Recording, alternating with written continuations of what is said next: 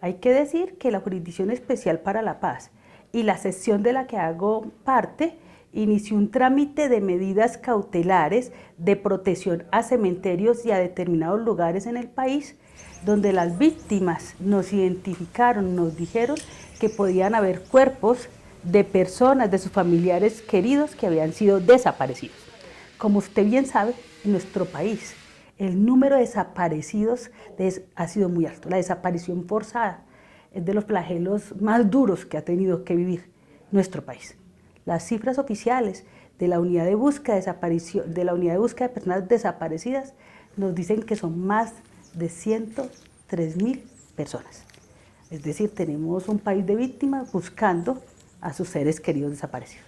O sea, buscar los desaparecidos es buscar como una aguja en un pajar, por ejemplo, en un país que es un cementerio.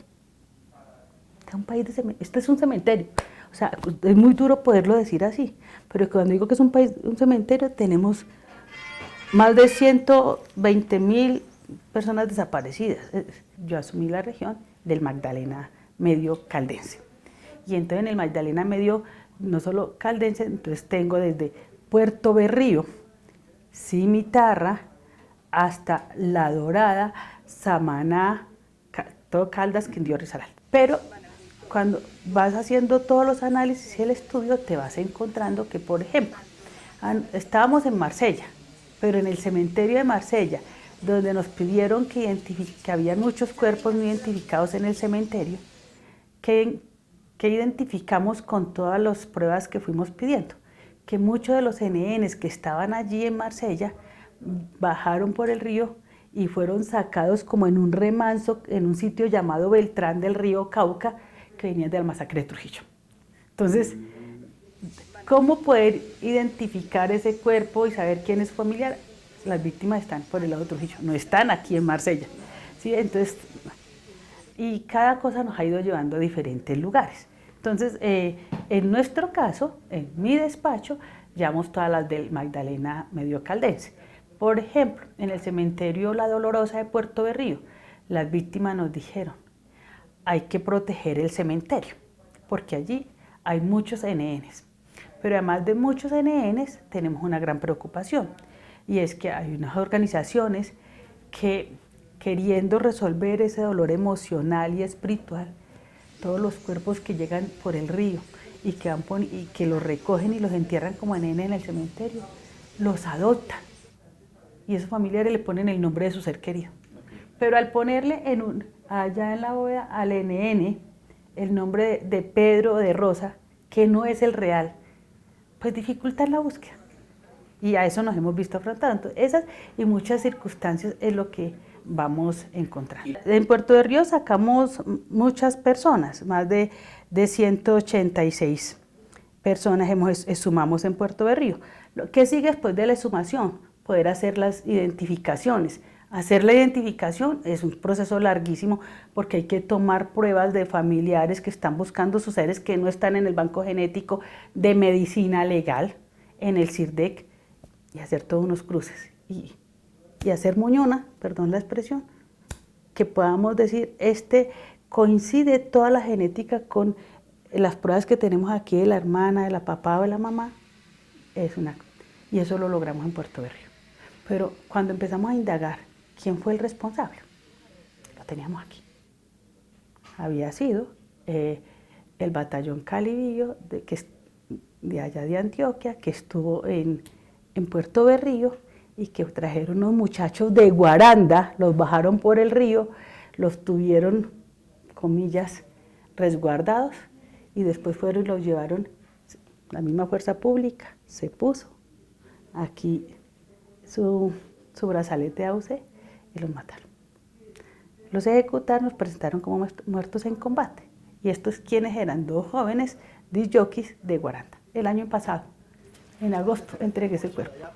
Yo no podía ver el dolor de la familia, pero ¿qué fue lo que más le interesó a la familia? Me doy cuenta que el responsable lo tenemos sometido aquí hace 6 años, que está en libertad, y es de los que, después de estar en libertad, un teniente, hoy es ingeniero civil, que se está preparando para decirle al país, dígame cuáles son los trabajos y obras con contenido reparador que tengo que hacer para reparar a las víctimas.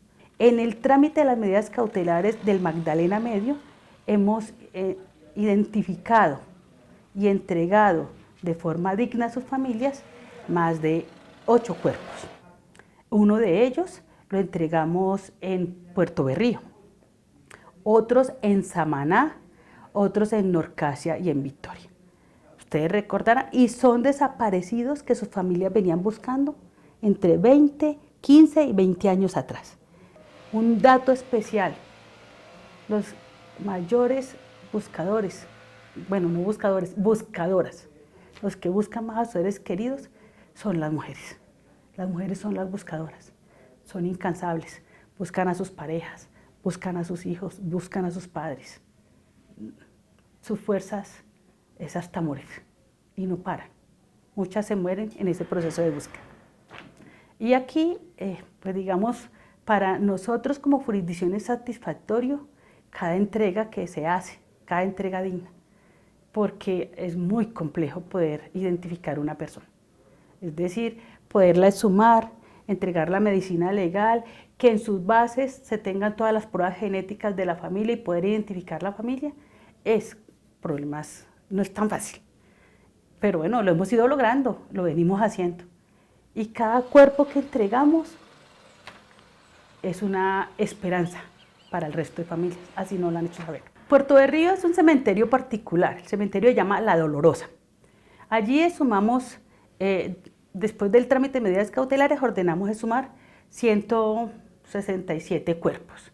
Y estos cuerpos se llevan y se entregan a medicina legal para empezar toda la ruta de ese proceso de identificación, es decir, buscar las pruebas de los familiares, víctimas y poder hacer todos los cruces genéticos.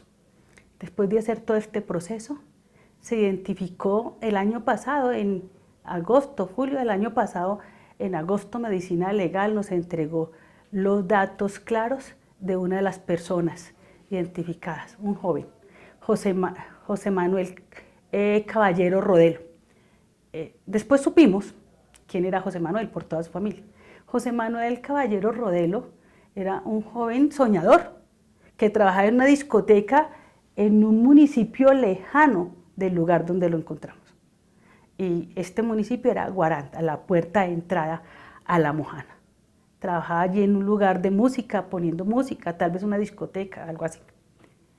Y cuando empezamos a mirar, el proceso fue mucho más difícil, porque en el cementerio La Dolorosa hay un elemento adicional, y es que los cuerpos que están allí como NN son adoptados por un grupo de animeros, de familias que buscan sus seres queridos desaparecidos. Bueno, a este proceso hemos llegado por la persistencia de las víctimas de nuestro país. Yo le hice referencia a las mujeres buscadoras. Muchas de las mujeres buscadoras están organizadas, entonces hacen parte del movimiento de víctimas de Estado. Hay muchas organizaciones en los territorios de mujeres buscadoras y también hombres buscadores, pero la gran mayoría son mujeres, porque ellas son las que nos llevan, ellas son las que nos piden permanentemente y además esas buscadoras han hecho una tarea importantísima de investigación. Ellas buscan datos, arriesgan su propia vida para entregarle datos al Estado, a las diferentes organizaciones del Estado, con un único propósito, de poder encontrar su ser querido desaparecido. Entonces, hemos visto que tal vez las diferentes entidades del Estado no han hecho todo lo que han tenido que hacer, han hecho cosas, pero a veces no lo suficiente. Y que también, obviamente, y lo hemos identificado en este trámite de medicina, en este trámite de medidas cautelares, que hay que seguir fortaleciendo entidades como el Instituto Nacional de Medicina Legal. ¿Para qué? Para que los procesos de identificación se hagan rápido. Yo le acabé de decir solo un ejemplo. Exhumamos en Puerto Berrío 167, hace más de 3 años, y solo hasta el año pasado identificamos uno.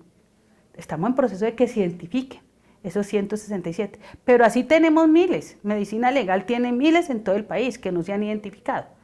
¿Qué hay que hacer? Poder tomar muestras de sangre masivas en todo el país, sobre todo en los lugares donde se vivió de manera fuerte el conflicto, donde tenemos muchas víctimas que hay focalizadas, hay mucha información alrededor de eso.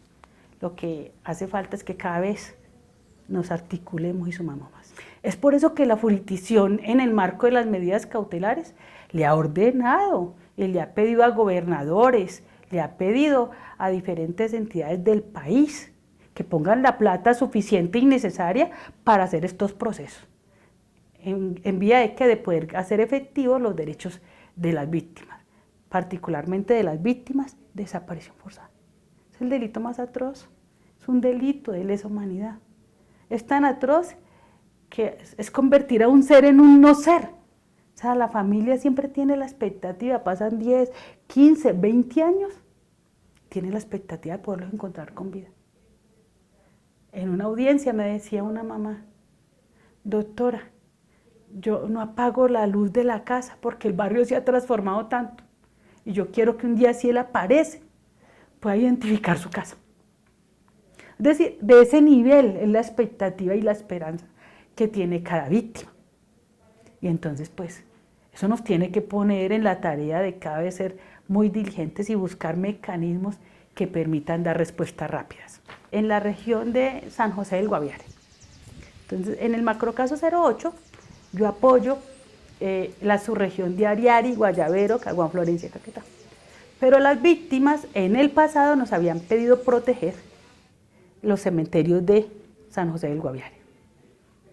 Y en uno de los cementerios de San José del Guaviare encontramos más de 22 cuerpos no identificados. Pero fueron los familiares de las víctimas, a través de las organizaciones que los apoyan, quienes nos propusieron una metodología distinta. Venga, ¿por qué las instituciones no se piensan de una manera distinta? Que los cuerpos busquen las familias. Y entonces empezamos un método distinto de investigación. Y fue mirar toda la información que había de esos cuerpos no identificados. Y encontramos que medicina legal tenía muchos de esos cuerpos con una orientación de identificación. ¿Por qué? Porque muchos se habían muerto en combate o no, siempre son reportados a medicina, al médico, y hay algún dato. Empezamos a buscar todos los datos y a cruzar y a buscar familia, y de los 22 cuerpos encontramos 18 familias regadas en 5 departamentos. Y es por eso que la jurisdicción, el 10 de diciembre del año pasado, en Villavicencio, entregó 18 cuerpos a 18 familias. Fue emocionante, muchas emociones, pero fue muy duro escuchar a una mamá que nos abrazaba y nos decía: gracias, me devolvieron mi hija. Su hija había sido una niña de 14 años que se la había reclutado ilegalmente la FARC y que ella llevaba mucho tiempo buscando.